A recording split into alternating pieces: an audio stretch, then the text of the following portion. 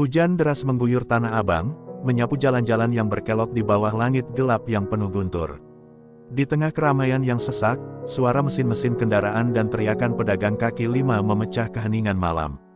Namun, ada sesuatu yang lebih mencekam di balik hiruk-pikuk tersebut, sebuah kekuasaan yang diam-diam mengendalikan setiap sudut pasar. Hercules Rosario Marsal, pria bertubuh kekar dengan tatapan tajam, berdiri di tengah keramaian, tangan terlipat, menyaksikan kekuasaannya yang tak terbantahkan. Tanah Abang adalah dunia miliknya, setiap parkir liar, setiap lapak yang berdiri, hingga setiap peredaran uang yang mengalir, semuanya melewati tangannya. Namun, malam ini, ada sesuatu yang berbeda. Bisikan-bisikan mulai terdengar di kalangan pedagang. Mereka mendengar kabar bahwa kekuatan besar yang selama ini menguasai Jakarta, kini tengah bergerak menuju Tanah Abang. Nama itu, Prabowo Subianto, menggetarkan hati setiap orang yang berada di pihak yang salah. Kabar tentang rencana pemerintah yang tegas untuk membersihkan premanisme, khususnya yang dikendalikan oleh Hercules, mulai menyebar cepat. Hercules, yang selama ini merasa tak terkalahkan, mulai merasakan ada sesuatu yang mengancam kekuasaannya. Di markas besar yang tersembunyi di balik gedung-gedung tinggi Jakarta, Prabowo memandang dengan tajam peta Tanah Abang. Di ruang konferensi yang gelap, hanya ada suara rendah dari perwira-perwira militer dan polisi yang merencanakan operasi besar. Strategi ini bukan hanya tentang menegakkan hukum, tetapi tentang menunjukkan bahwa tidak ada yang lebih kuat dari negara. Keputusan sudah diambil, tak ada lagi tempat untuk preman di bawah bayang-bayang kekuatan Prabowo. Hercules dan kelompoknya harus dihadapi dengan cara yang tak terduga, dengan kekuatan yang terkoordinasi dan penuh ketegasan.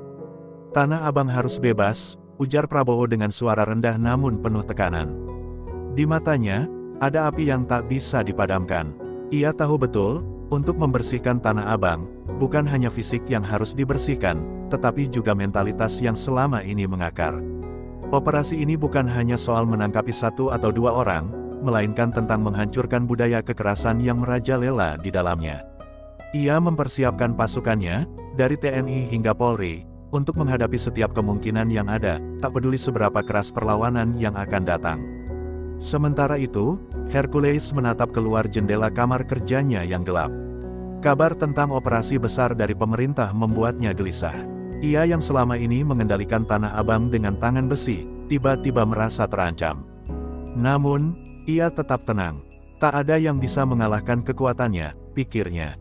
Selama ini, ia berhasil membuat semua orang di Tanah Abang tunduk di bawah kekuasaannya, para pedagang, sopir angkot, bahkan petugas keamanan.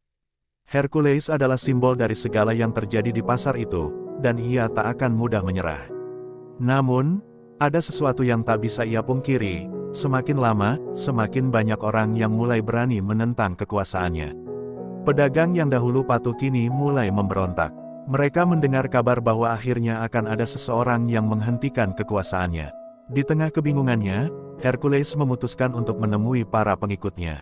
Dengan suara yang menggema, ia berjanji bahwa Tanah Abang akan tetap menjadi wilayahnya. Ia tak akan membiarkan siapapun, apalagi seorang pejabat militer seperti Prabowo, merusak sistem yang telah ia bangun dengan darah dan keringat. Tetapi ketika operasi dimulai, yang terjadi di lapangan jauh lebih dahsyat dari yang pernah dibayangkan Hercules.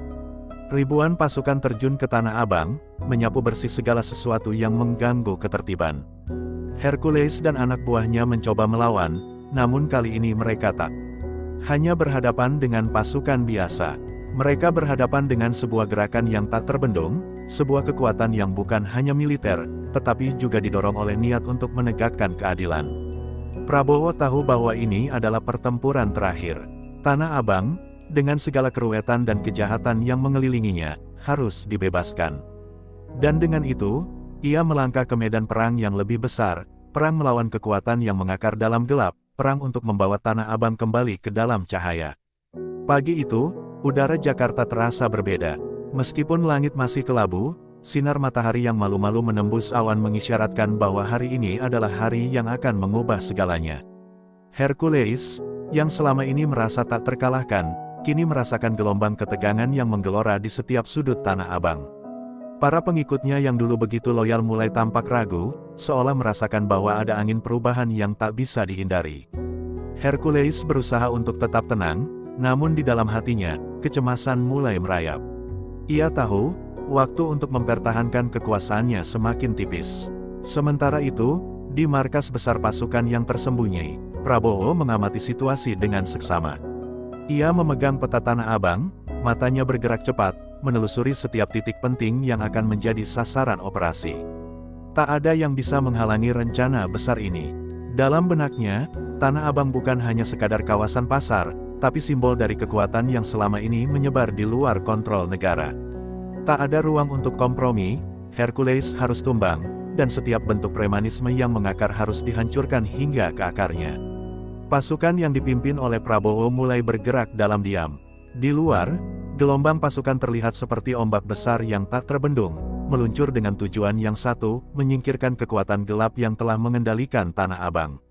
Tanah Abang yang selama ini dipenuhi dengan suara gaduh dan hiruk-pikuk, kini terperangkap dalam hening yang menegangkan. Para preman yang dulu tak merasa takut kini merasakan ketakutan yang tak terucapkan. Tidak ada tempat untuk bersembunyi lagi. Di tengah kegamangan yang melanda Tanah Abang, Hercules merasa bahwa dunia yang dibangunnya mulai runtuh. Ia berdiri di depan cermin, menatap pantulan dirinya yang mulai tampak berbeda. Kekuatannya yang selama ini membuatnya disegani kini terasa rapuh. Ia mencoba mencari tahu dari mana datangnya ancaman ini. Tapi, seiring berjalannya waktu, ia sadar bahwa ini bukanlah pertempuran biasa, ini adalah pertempuran yang jauh lebih besar dari sekadar kehilangan wilayah. Ini adalah perang untuk mempertahankan harga dirinya. Tak ada yang bisa mengalahkan saya, desis Hercules, memaksakan ketenangan meski cemas merayapi hati. Namun di dalam, ia tahu bahwa dirinya tak lagi punya kendali penuh.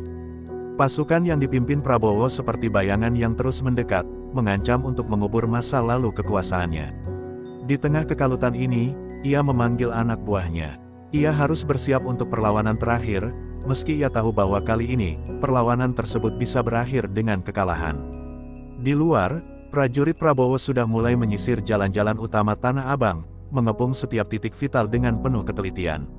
Tak ada ampun, setiap sudut yang selama ini menjadi markas bagi preman-preman kecil kini berada di bawah kendali pasukan. Dengan strategi militer yang rapat dan terorganisir, pasukan Prabowo merangsek maju. Tak ada ruang untuk perlawanan yang berarti. Hercules yang kini terpojok merasakan betapa kuatnya kekuatan yang datang untuk mengubur masa kelam yang ia bangun. Namun, seperti halnya sang jenderal yang keras kepala, Hercules masih bertahan. Dengan sisa-sisa kekuatan yang ia miliki, ia berusaha memanggil para pengikut. Setianya, di dalam markasnya yang tersembunyi, para pengikutnya mulai berkumpul. Hercules mengangkat tangannya, mengarahkan mereka untuk bersiap menghadapi apa yang datang. Tapi, saat itu juga, ia merasakan ada sesuatu yang lebih besar yang menghampirinya, sesuatu yang tak bisa dihentikan oleh kekuatan brutal. Di balik bayangan dan kabut yang mulai menyelimuti Tanah Abang, Prabowo berdiri tegak, memimpin pasukannya dengan penuh keyakinan. Ia tahu bahwa ini adalah momen penting, bukan hanya bagi dirinya, tapi untuk masa depan Tanah Abang, Jakarta, bahkan negara. Tanah Abang yang penuh dengan ketidakadilan dan kekerasan akan segera berubah. Dan kali ini, tidak ada yang akan mampu menghalangi perubahan itu. Kekuatan yang terbungkus dalam kegelapan akan segera dilibas oleh cahaya keadilan yang tak terbendung. Pagi itu, Tanah Abang terasa seperti medan perang yang sunyi. Hujan yang semalam mengguyur telah mereda, namun sisa-sisa air yang menggenang di aspal hanya menambah suasana mencekam. Para pedagang mulai membuka lapak mereka, tetapi ada yang berbeda. Wajah mereka tampak lebih cemas, lebih ragu. Mereka tahu sesuatu yang besar sedang terjadi, operasi besar dari pemerintah yang dipimpin oleh Prabowo untuk menggulingkan kekuasaan Hercules, penguasa gelap yang selama ini mengatur Tanah Abang dengan tangan besi. Di balik kerumunan orang, beberapa mata mengawasi dengan penuh ketegangan, siap melapor jika ada yang bergerak mencurigakan. Hercules berdiri di jendela ruang kerjanya yang gelap, memandangi jalan-jalan Tanah Abang yang mulai terasa asing. Ia tak bisa mengelak dari kenyataan, operasi ini lebih besar dari apa yang bisa ia bayangkan. Meski begitu, ia masih yakin bahwa kekuatan premanisme yang ia bangun selama bertahun-tahun akan bertahan. Namun, di dalam hati, keraguan mulai menggerogoti.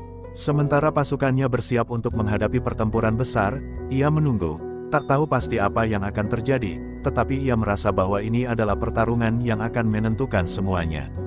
Di sisi lain, pasukan Prabowo bergerak dalam diam, menyusuri setiap sudut Tanah Abang dengan koordinasi yang rapat. Tidak ada ruang untuk kelalaian. Prabowo berdiri di depan layar besar, matanya memindai setiap gerakan pasukannya yang tersebar di seluruh area. Dia tahu, misi ini bukan hanya tentang menegakkan hukum, ini adalah simbol kekuatan negara yang tak bisa digoyahkan oleh siapapun. Tanah Abang harus bebas dari cengkraman premanisme, dan Hercules harus dihadapkan pada kenyataan bahwa kekuasaannya akan segera berakhir. Tapi Hercules tak menyerah begitu saja. Ia mengumpulkan anak buahnya yang setia, mereka yang sudah lama berada di bawah komandonya, mengandalkan kekuatan fisik dan kekejaman untuk menjaga wilayah mereka. Dengan suara lantang, ia berteriak, memotivasi para pengikutnya. Jangan biarkan mereka mengambil Tanah Abang dari kita. Ini tanah kita, ini hidup kita. Serunya dengan penuh semangat, meskipun dalam hatinya, ia tahu bahwa perlawanan mereka mungkin sia-sia. Namun, harga diri dan kekuatan yang telah lama ia bangun tak bisa begitu saja dihancurkan. Di luar, pasukan Prabowo mulai mengelilingi setiap titik Tanah Abang dengan kecepatan yang mematikan. Tak ada yang tahu bagaimana mereka bergerak begitu cepat dan terorganisir. Hercules, yang telah lama menjadi raja di kawasan ini, akhirnya merasakan untuk pertama kalinya bahwa ia terpojok. Jalan-jalan yang dulu ia kuasai kini dipenuhi oleh pasukan yang tak mengenal kompromi. Setiap langkah yang diambilnya terasa berat, seolah dunia yang dibangunnya runtuh satu persatu. Tak ada lagi ruang untuk melarikan diri. Pertempuran pun dimulai. Teriakan-teriakan keras terdengar di antara dentingan senjata dan suara langkah pasukan yang berat. Hercules dan anak buahnya mencoba bertahan, berusaha menghalangi pasukan yang datang dengan segala cara.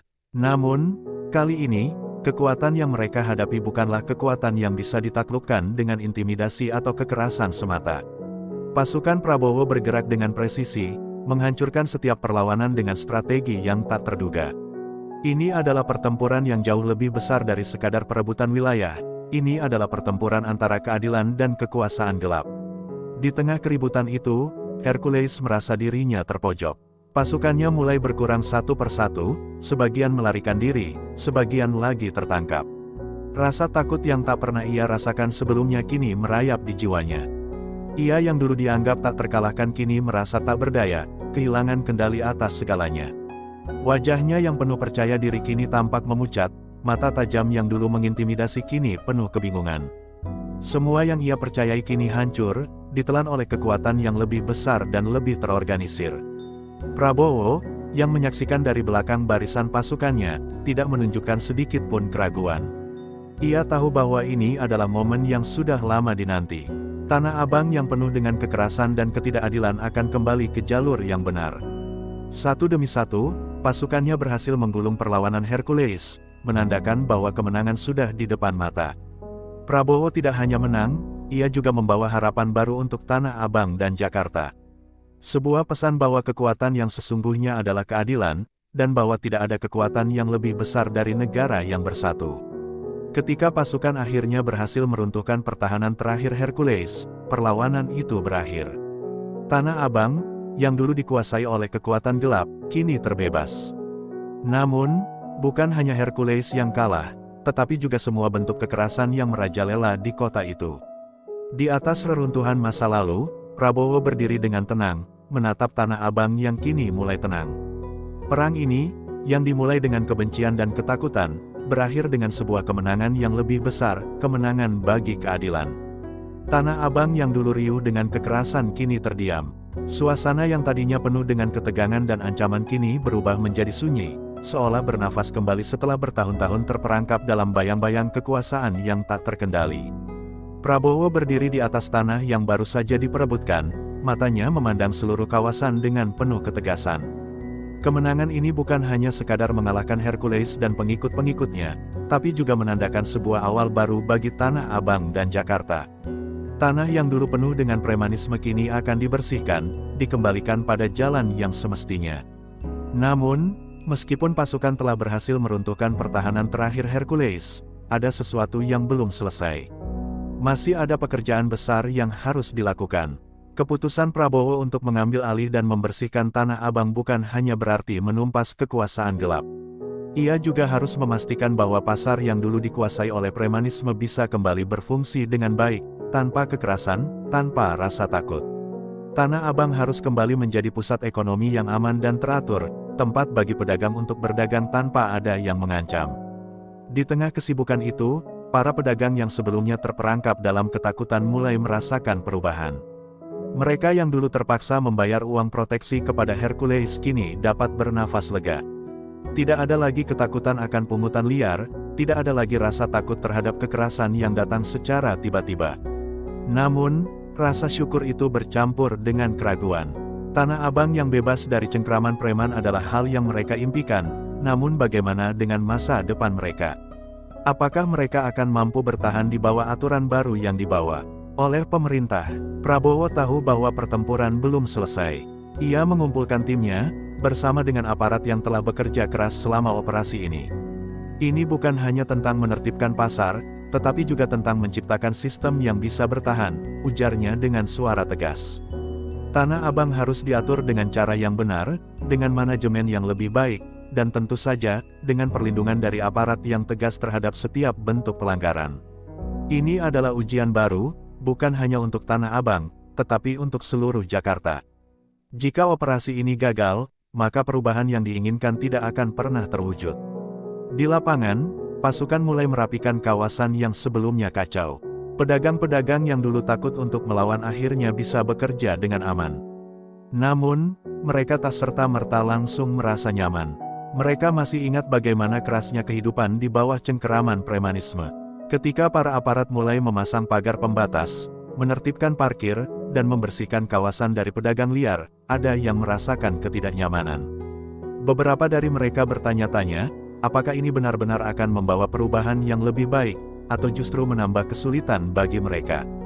Tapi Prabowo tetap teguh. Ia tahu bahwa jika Tanah Abang ingin menjadi pusat perdagangan yang sejati, maka langkah-langkah tegas harus diambil. Bukan hanya untuk menanggulangi premanisme, tetapi juga untuk memastikan bahwa pedagang yang benar-benar bekerja keras bisa mendapat tempat yang layak. Infrastruktur pasar yang lebih baik harus dibangun, dengan sistem yang transparan, agar tidak ada lagi ruang bagi penindasan.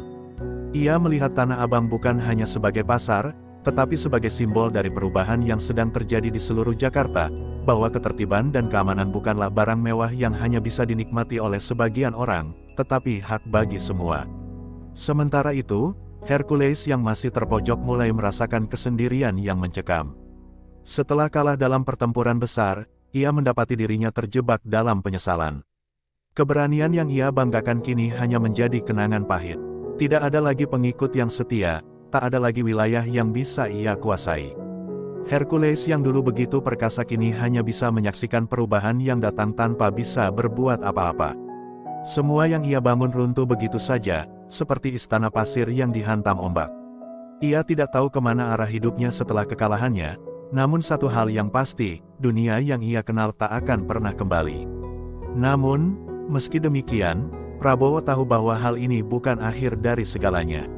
Pembebasan Tanah Abang hanyalah bagian pertama dari perjalanan panjang. Di luar sana, masih banyak tempat yang dikuasai oleh kekuatan gelap seperti yang pernah terjadi di Tanah Abang. Ia berjanji dalam hati bahwa perjuangan ini harus terus berlanjut. Tanah Abang telah terbebas, dan itu adalah simbol bagi apa yang bisa tercapai ketika kekuatan negara dan ketegasan berpadu.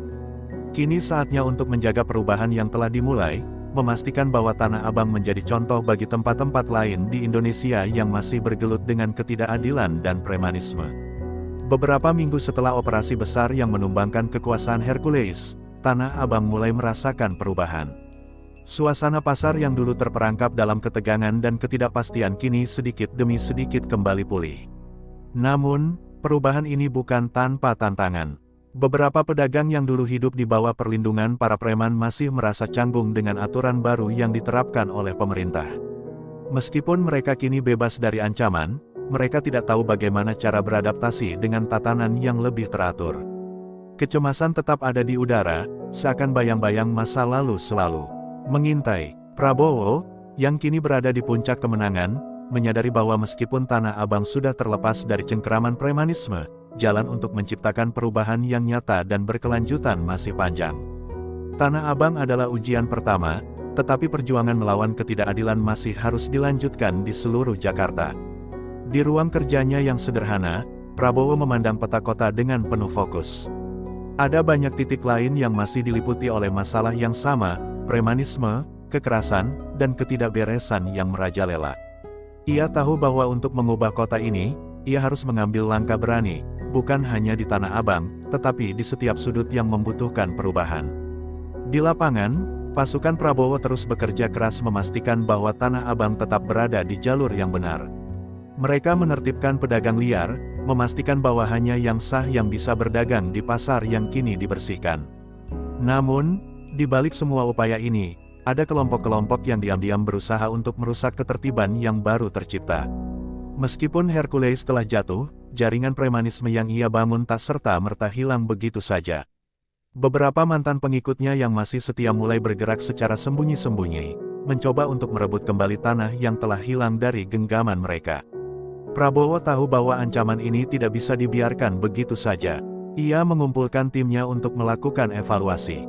Di hadapan para perwira dan aparat, ia berbicara dengan tegas. Kita sudah menang, tapi perang ini belum selesai. Kita harus memastikan bahwa perubahan yang kita bawa bukan hanya di permukaan. Kita harus terus menjaga Tanah Abang, dan kota ini, dari ancaman yang ada di balik bayang-bayang, katanya dengan suara yang penuh determinasi. Meski mereka telah berhasil menumbangkan satu kekuatan besar, mereka tahu bahwa tantangan terbesar datang dari dalam, dari mereka yang berusaha meruntuhkan apa yang sudah dibangun. Di sisi lain, kehidupan Hercules yang dulu perkasa kini telah berubah drastis. Setelah kekalahannya, ia melarikan diri jauh dari pusat keramaian, bersembunyi di sebuah tempat terpencil, jauh dari hiruk-pikuk kota.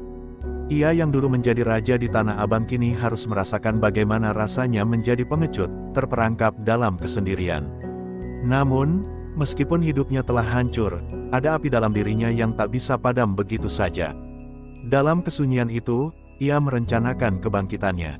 Ia tahu bahwa meskipun kekuasaannya di Tanah Abang telah runtuh, ia masih memiliki banyak pengikut yang setia.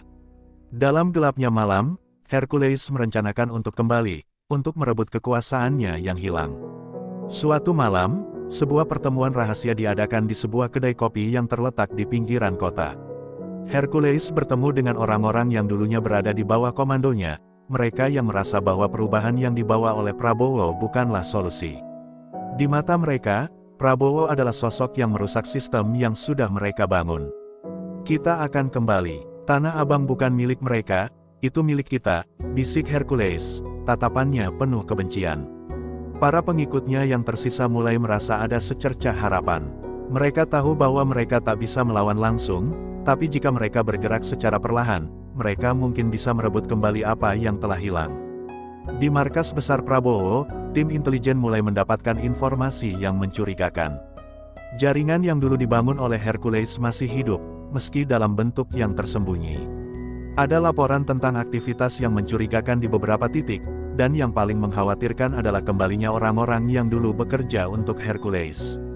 Prabowo segera memerintahkan langkah-langkah pencegahan untuk menghalau setiap potensi ancaman yang datang. Ia tahu bahwa untuk menjaga kestabilan Tanah Abang dan Jakarta, ia harus memastikan bahwa tak ada ruang bagi mereka yang ingin membawa kembali masa lalu yang kelam. Dengan tekad yang semakin menguat, Prabowo memimpin pasukannya untuk melakukan patroli dan intelijen lebih intensif. Ia tidak akan membiarkan Tanah Abang dan seluruh Jakarta kembali ke dalam cengkraman kekerasan dan ketidakadilan. Namun, di balik usaha-usaha ini, Prabowo mulai merasakan bahwa ancaman kali ini bukanlah ancaman yang bisa diselesaikan dengan kekuatan fisik semata. Ini adalah pertempuran melawan bayang-bayang masa lalu yang tak pernah benar-benar pergi. Hari demi hari, Tanah Abang semakin terasa terpecah. Walaupun Prabowo dan pasukannya telah berhasil membersihkan pasar dari kekuatan gelap yang pernah menguasainya, bayang-bayang kekerasan masih menghantui. Para pedagang yang dulu terbiasa hidup dalam ketakutan mulai merasakan kecemasan kembali merayapi. Beberapa dari mereka yang merasa terpojok oleh ketegasan aturan mulai berbisik tentang kemungkinan kembalinya kekuasaan lama. Di sisi lain, pasukan Prabowo terus berusaha menjaga ketertiban, namun rasa cemas itu tidak mudah dihilangkan. Tanah Abang, meskipun tampak tenang di permukaan, masih menyimpan potensi kekacauan yang mengintai di bawah permukaan. Hercules, yang kini terperangkap dalam dunia gelapnya sendiri, semakin memutuskan untuk bangkit dari keterpurukannya. Tidak ada lagi kehidupan layak yang bisa ia nikmati, dan yang ia inginkan hanyalah balas dendam. Malam itu, ia kembali mengumpulkan pengikut setianya di sebuah gudang tua di pinggiran kota. Wajahnya yang dulu penuh percaya diri kini dihiasi dengan keriput kesedihan dan kebencian yang mendalam. "Kita tak akan membiarkan mereka merampas Tanah Abang dari kita," katanya dengan suara yang penuh tekad. Rencananya semakin matang, dan ia tahu bahwa untuk kembali menguasai Tanah Abang, ia harus mulai dari yang terkecil, membangun kembali jaringan yang telah lama runtuh. Sementara itu, Prabowo merasakan bahwa ketenangan yang tercipta setelah kekalahan Hercules hanya sementara. Laporan-laporan intelijen semakin sering masuk ke meja kerjanya, mengindikasikan adanya aktivitas mencurigakan di beberapa sudut kota. Ada yang mulai menghubungi mereka yang dulu setia kepada Hercules, dan seperti potongan puzzle yang tak utuh, Prabowo merasa bahwa kekuatan lama mulai bangkit perlahan. Ia tahu bahwa ini bukan sekadar ancaman fisik, tapi lebih kepada sebuah gerakan yang tersembunyi di balik layar, yang mencoba membangkitkan kembali semangat premanisme yang pernah menguasai kota. Di markas besar pasukan, Prabowo memanggil rapat darurat. Wajahnya yang biasanya tenang kini dipenuhi garis-garis ketegangan. "Mereka kembali. Ini bukan hanya tentang menjaga Tanah Abang, tapi juga mencegah seluruh Jakarta terjerumus kembali ke dalam kekacauan," ujarnya dengan suara yang berat. Ia tahu bahwa jika gerakan ini tidak dihentikan sejak dini, Tanah Abang akan kembali jatuh ke tangan mereka yang tidak bertanggung jawab. Tanpa ragu, ia memerintahkan pasukannya untuk menggencarkan patroli, memperketat pengawasan, dan bersiap menghadapi potensi perlawanan yang lebih besar. Namun, Hercules tidak berhenti hanya dengan pertemuan rahasia.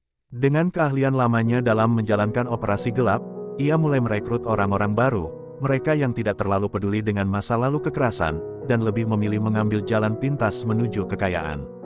Dengan janji-janji manis dan harapan palsu, ia memanfaatkan rasa ketidakpastian yang menghinggapi Tanah Abang.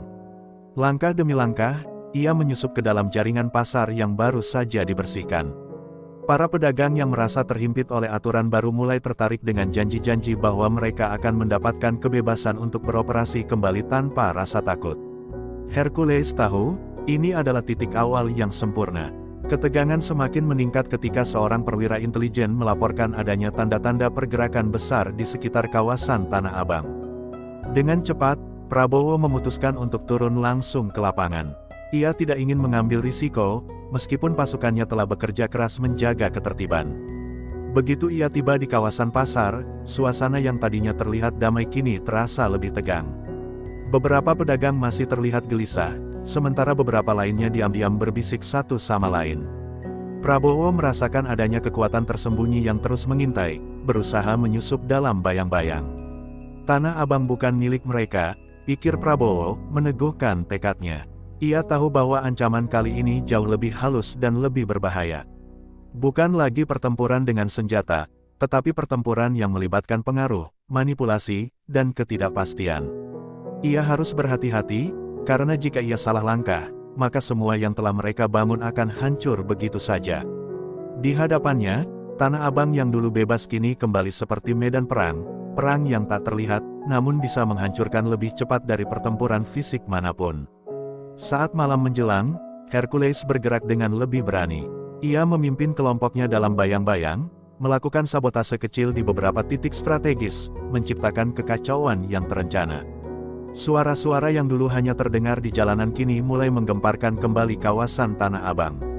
Meskipun operasi kecil yang dilakukan oleh pasukannya tidak sebesar pertempuran sebelumnya, itu cukup untuk mengingatkan warga bahwa perubahan yang mereka rasakan bukanlah sesuatu yang permanen. Setiap langkah Hercules, setiap gerakan tersembunyi, semakin mendekatkan mereka pada tujuan, menghancurkan apa yang telah dibangun oleh Prabowo dan merebut kembali kekuasaannya. Malam itu, Tanah Abang kembali terbangun dengan suasana yang penuh ketegangan. Prabowo berdiri di pinggir jalan, memandangi pasar yang kini tampak lebih sepi dari biasanya.